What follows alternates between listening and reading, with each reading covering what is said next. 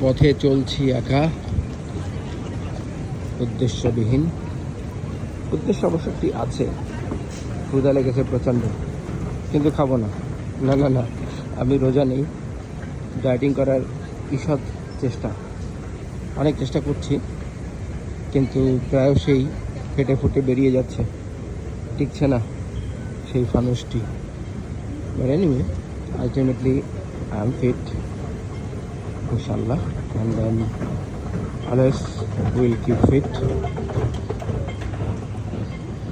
আমরা সেন্ট্রাল স্টেশনে এসেছি এবং এখান থেকে আমরা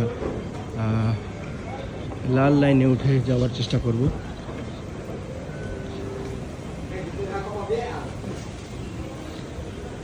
এই তো, এগুলি ধরে ধরে দেখাবো একটা সময়। এক একটা লাইন এক একটা ডেস্টিনেশনে যায়। আমি যখন হংকং এসেছিলাম তখন মাত্র 3টে লাইন ছিল, নীল, লাল এবং সবুজ, বেসিক 3টা।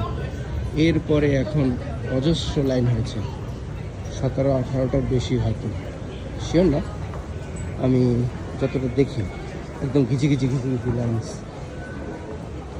সো সেন্ট্রাল এটা অত্যন্ত ঐতিহ্যবাহী এবং পুরনো, one of the most oldest MTR in Hong Kong, inter station in Hong Kong. So দেখা যাক, সামনে নীল লাইন। ওকে, ব্যস্ত জীবন।